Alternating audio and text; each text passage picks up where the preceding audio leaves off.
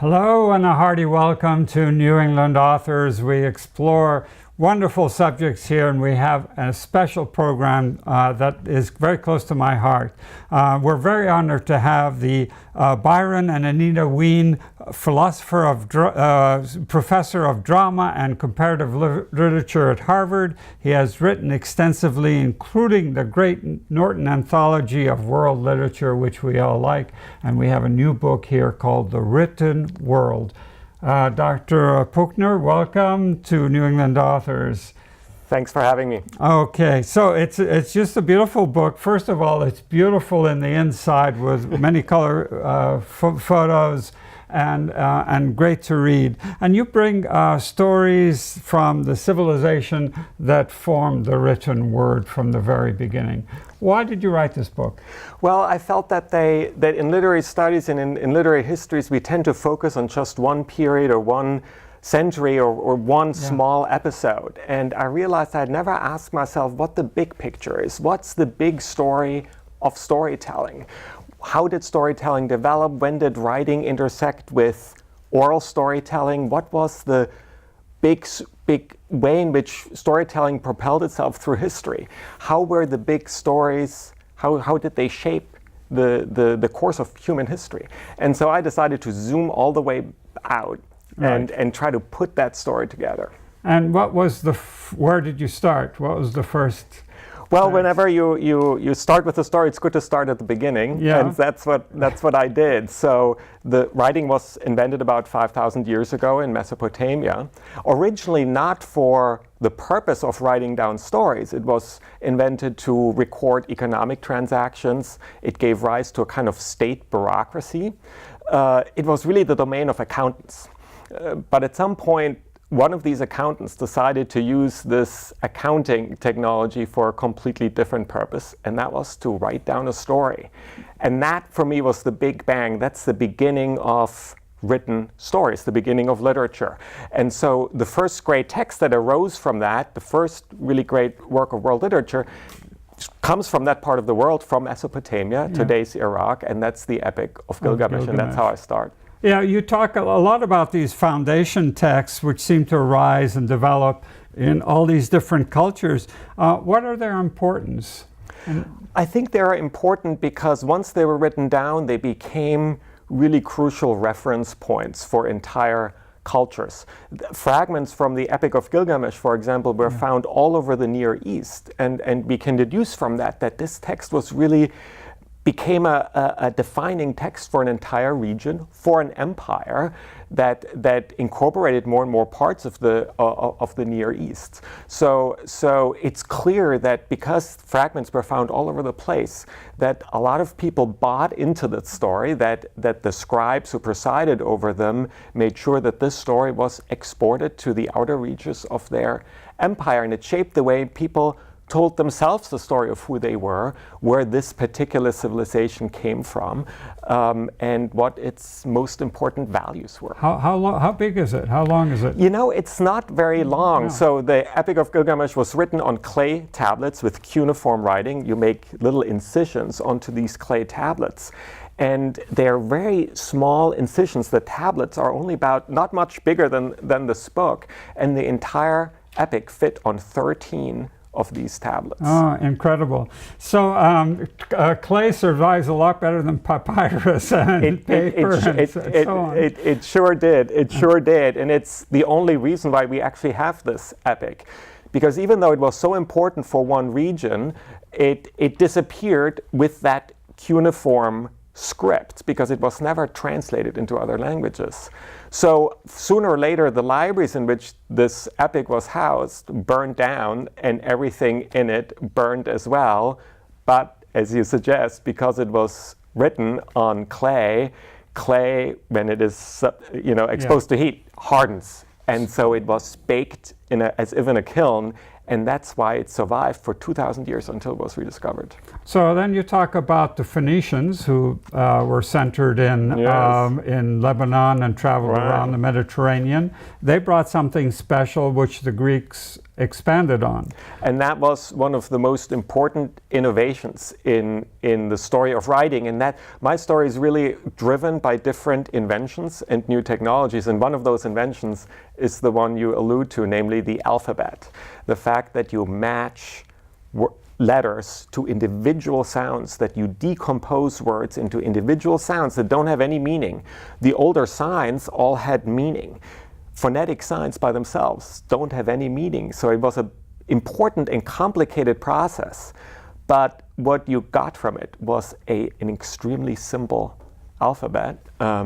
And since then, the alphabet has really taken over most of the world. It wiped out most of the older writing system. Not all. East Asia preserved non-phonetic writing. Yes. Could you give us a little bit about East Asia, what happened with their writing system, their development? So East Asia is actually a place of important innovations, but not of the alphabet. There are two other innovations that come from China, which are maybe even more important than the alphabet, and that's paper and print. They were both they were both invented in China, and I tell the story of those two inventions via the oldest surviving printed text in the world, and that's the Diamond Sutra, a Buddhist sutra from the 9th century AD, so many hundreds of years before the reinvention, we now have to say, of print in Northern Europe by Gutenberg. Right. And so these religious texts, like these Buddhist sutras, became the early adopters of both paper and print because Buddhist monks were very invested in spreading the word of Buddhism. They wanted to proselytize. The Buddhist sutras themselves promised them rewards if they taught the content of the sutra to as many people as possible.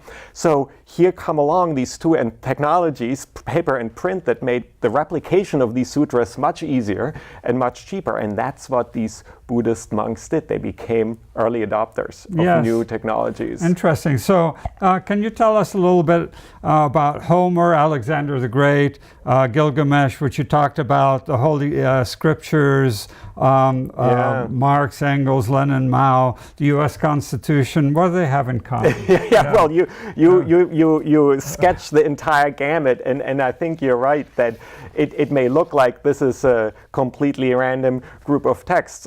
I'd say two things about them. One is that they're not just what we would call fiction, and that was important to me because once I started to think about which written stories had the biggest impact on human history, some of them were fictional or quasi-fictional stories like the Epic of Gilgamesh or the Homeric Epics, but others were written stories that we would consider political texts like the Declaration of Independence, or religious texts like the one I just mentioned, the Buddhist Sutra or the Bible.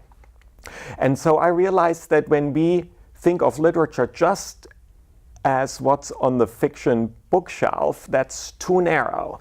Because to get at the real importance of written story, I felt like I needed to expand and include these important political and religious stories. So that's sort of the through line. I tried to identify these important texts and to see what the important new writing technologies were. And each of my 16 episodes combines an important text with an important innovations. Now can we decipher through these, which are myths, history? In a way, I think we can. I mean, you mentioned the Homeric Epics, and they're a good example. So for a long time, later readers of the Homeric Epics thought that they were fiction, that it was just all made up. But there were a few dissenters, including a hobby archaeologist by the name of Schliemann, who started to dig for Troy and actually found it. Right. And of course that doesn't prove any aspect of the story, but it showed that there's a real historical source and core to a lot of these ancient epics. He read Homer and then went there and dug. Exactly. And you also went to Troy. It's true. And what did you? What's the biggest impression? I was there too. What did you find? You know, and I think you may have the same impression. I had, of course, loved Homer and the Iliad and these grand stories of these clashing armies. The Greek army encamped before the mighty city of Troy for many, many years. And then you arrive there and it's tiny. It's really small. Yes. And you know, I was first disappointed, but then I thought about it and I said, you know, that's the power of literature. It made me imagine this as much bigger than it really was. Yeah, yeah. But then you traveled through the cities of what was what's now Turkey, the coast of Turkey, which was all Greek cities, and so much history. A lot of the New Testament of the Bible takes place there. The book of Revelations was written there, and so on. That's true, and that's part of what interested me. But I was also interested in following in the wake of Alexander the Great, because he became a real key to my understanding of Homer, because he also was an avid reader of Homer. He kept it under his pillow. Exactly. Throughout his entire Asian campaign, he took his copy of Homer and he slept on it every night. And he really thought of his conquest of Asia as basically a reenactment of these much older stories that he had grown up with. In fact, the first place he goes to when he enters Asia Minor is Troy, even though it plays no military importance. And he raced around the city the way Achilles did, and he looked for old armor. Hector, it really shows that this one reader, by reading the Iliad, reshaped history. Yeah, we're talking with Professor Martin Puchner, and his book is a beautiful book called The Written World, which I really loved. And when you went to Troy there, you knew Greek already, right? You had studied Greek. You read Homer in the original, right? I mean, so yes and no. I don't want to exaggerate. I did study ancient Greek, but when you study ancient Greek, the ancient Greek you study is a little later. It's the Greek of Plato and Aristotle. That's right. So those I have read in Greek, though I don't know that I could do that anymore. The Homeric Greek is much harder. Right. So I can read translations and then go back to the original. But if you gave me, you know, I've never read the Iliad from beginning to end in Greek. I don't think I could do that. You know, I spent some time in Upper Egypt, that is south of Egypt, and looking at all the hieroglyphs. And they occur and reoccur and reoccur. And you could see a pattern in this. I could see that one could read those. It's not like reading hieroglyphics as we saw. But you talk about all kinds of history. You bring up someone called Misaki from Murasaki Shikibu, yeah, and it's a very moving story for me. So one of the things that happens when you take sort of the bird's eye view of literary history, you become attuned to the moment when important new forms of writing, important new genres first develop. And so that was one example. So Murasaki Shikibu was a lady in waiting at the court of Japan in Kyoto. And so in that position, she had keen insight into the inner workings of the court, which is very secretive, very hard to get to, very hidden. And she observed that court and started to write about it, just for that small coterie readership. And they loved these stories set in their own world, and so she kept adding to them, observing exactly the social mores, the social codes, the way in which power intersected with personal relationships, how that whole court society was organized. And she just kept writing and writing and writing, and by the end, she had written what's now called the Tale of Genji. It's over 1,000 pages. But what she had also done, she had invented the modern novel as we know it, again, hundreds of years before it was reinvented in Europe. What century are we talking about? So we're talking about the 10th, 11th century. And so the most moving thing about it is that she was a woman, and as a woman, she was literate because she came from the minor aristocracy, but women were not really inducted into the deep literary history of Japan, which meant at the time Chinese literature. That was sort of the source literary tradition, much the way in which Greek literature was the source for Roman literature. So in order to teach herself Chinese literature, she spied on her brother as he was being tutored, and that way taught herself, and that put her in a position then later, once she had become a lady in waiting, to write about her experience in a way that was both modern, because she really developed psychological insight, kind of psychological realism that we now associate with a novel, but she also incorporated lots of poems and references to the deep literary tradition, including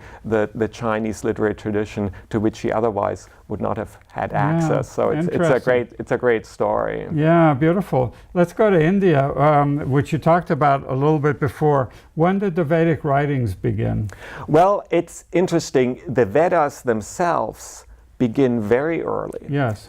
But they remain primarily an oral tradition for a really long time. In fact, the Brahmins really tried to avoid writing because they felt that once the Vedas were written down, that they would lose, in a sense, control over them. Because once you've written it down, other people can access it, other castes might access it. It was a way of preserving power. And in a sense, that's still true today. Of course, they've long been written down, but there's still this importance placed on the oral recitation of the oral tradition. And that is also true of the Indian epics, that they were transmitted orally, also true of Homer, but for a much longer time. The Quran as well. The Quran is an interesting story. So Muhammad probably didn't know how to write. He received the Quran by oral inspiration, but he then dictated it to a scribe, and so it was written down not by him, but during his time by a scribe. Right. So it's a mode of transmission that sort of combines oral traditions and writing at the same time. Yes, you talk a lot about scribes and the relationship of the master and the scribe. Socrates didn't know how to write either. He talked against writing. Yes. And I want to jump forward now to the development of print. Yeah. In Europe. We knew it developed in China. That's right, in China and East Asia. And what we don't know exactly is how much Gutenberg knew about East Asian print. He probably knew something. And he also inherited paper from East Asia that came to Europe via the Middle East, via the Arab-occupied part of Spain to Europe. And paper was another important precondition for print, for the mass production of books. But so the interesting thing about Gutenberg isn't so much that he had sort of this one breakthrough idea of print with movable type, because that existed before, especially in East Asia. What he was sort of a genius.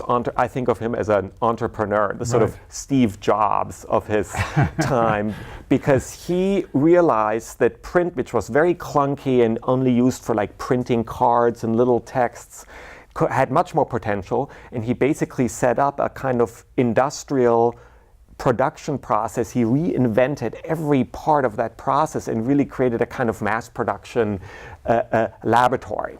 And that's what he did. And the first thing he printed, it's much like the story about the Diamond Sutra, a religious text that becomes an early adopter of print in China. So again, in Northern Europe, the first big text Gutenberg prints is the Latin Bible.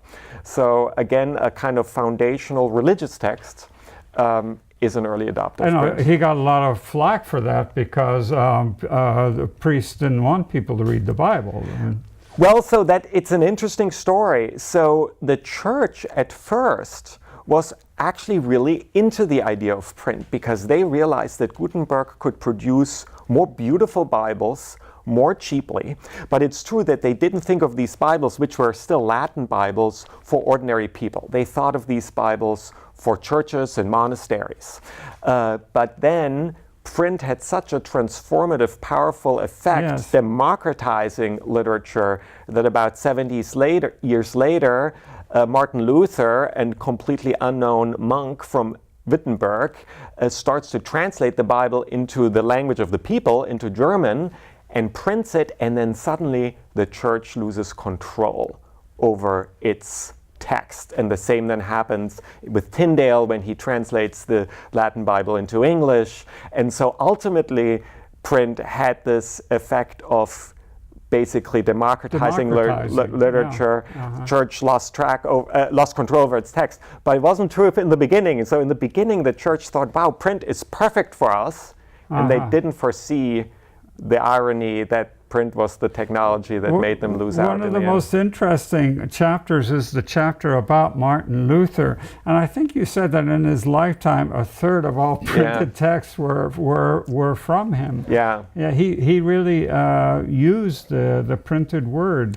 And he did, and I think I think of him really as, and I know it's a loaded word to use these days, but I think of him as one of the first populists, because he used a new technology that basically allowed him to circumvent old centers of authority, the court and the church, and he used that to communicate directly with ordinary people. And he figured out this technology and the populist potential really early on. Yeah, well, we've really changed a lot. Now we have public libraries where someone can take out a book. The oldest one, I think, in the United States is here in Boston. Is that the oldest one? Well, the oldest. I mean, the oldest library is probably whatever Harvard had in its early days. 17 books, I think. Something like that. Yes. Something like that. But you introduced us actually to the first librarian. Would you tell us about him, Ashurbanipal? Yeah. Well, that returns us in a way to the Epic of Gilgamesh, because he was the Assyrian king who fell in love with the Epic of Gilgamesh. He was unusual in that he, as a king himself, knew how to write and to read the very difficult cuneiform script. Usually kings didn't bother with that very difficult skill. They had scribes for that purpose. But he himself, in part because he hadn't been originally in line to become king, had been sent to scribal schools and been inducted into the skill of writing. And so he fell in love with these ancient, what even he considered ancient texts like the Epic of Gilgamesh. And so he collected many copies of the Epic of Gilgamesh, and it was his library that burned down. And thanks to his collection of these clay tablets, that ultimately the epic survived. But libraries play a big role. Of course, I write about the Library of Alexandria. Yes. I write about the Library of Pergamon, which again is important for the technological story of literature, because in Pergamon, the librarians developed what we call parchment, pergamentum in Latin, named after the Library of Pergamon, a way of producing a writing surface with stretched animal skin. And the reason they did that and were very invested in that is because of their rivalry with the Library of Alexandria. Alexandria was in a perfect place for a library because it was near the Nile Delta, where papyrus grows so well. And the librarians of Pergamum in what's today Turkey were tired of depending on the export of papyrus. So they wanted to become autonomous and invented parchment. Tell us now, where are we today? We've talked about all these texts from China, from Japan, from Europe. Where are we today? Yeah, where we are today was really my most important question. In a sense, I went back because we lived through this unusual time of a real revolution in writing technologies with the internet that changes how stories are being written, how they are read, how they are distributed, and that also means what kinds of stories are being written down now. And so in a sense, what I did is look at the prehistory of our own moment, the 4,000 years of writing technologies, the different moments when new technologies changed the way we tell stories. And so when I look from that long history to the present, I see both real change, but I also see some almost returns to the past. We started with the Epic of Gilgamesh. Clay tablets were used for that. Then tablets completely went out, and papyrus scrolls and books, like the book you see in front of you, became the main formats. But today, we have tablets again for the first time. And you know, when I look at my students who sit cross-legged on the floor with their tablets in their hands, they look like images of Egyptian scribes in the same pose. So I have a couple of images like that. Same thing with scrolling. The scroll gave way to the book because it's much easier to flip through pages and so on and so on. It's easier to transport. But today we scroll down computer screens again because computers encode text as a continuous text like scrolls. I mean, the computers simulate pages, but they're really scrolls. So there are some funny returns from the deep history of writing. But of course, the main change is that once again, a new technology is profoundly democratizing the access to literature. Almost anyone can become an author today. That's never been true before. And I think with all the qualms I might have also about, you know, students only looking at their cell phones or, you know, attention deficit disorder, I share some of these concerns. But in the end, I think I'm quite optimistic about it because I think never in the history of humankind was a time when more texts were being written by more people, by more kinds of people, and read by more people than today. So I think we are living through a real second explosion of literature after the print revolution. And it may take some time for the effects to shake out, but I think it's a source of optimism, and I'm excited about living through that unusual time. What about putting U instead of the letter U instead of Y-O-U? Do you get upset about that? I don't get upset about it because there too is a funny return. I mean, all the emoticons, they're like Egyptian hieroglyphics. Exactly, yes. You know, even there we go back. So the history of writing is a moment of changes and revolutions and improvements in many ways, a history of democratization. But I almost feel like nothing that ever existed is entirely lost. It keeps coming back in new forms. Excellent way to end the program. This is New England Authors. We'd have the pleasure of having a wonderful conversation with Professor Martin Puchner. His book is a beautiful book, The Written World. The Written World. We're recording here in Cambridge, Massachusetts, and broadcast on stations throughout New England. If you want to get in touch with us, contact your local station or contact the Curiosity Foundation website. Remember, watch locally. Thank you.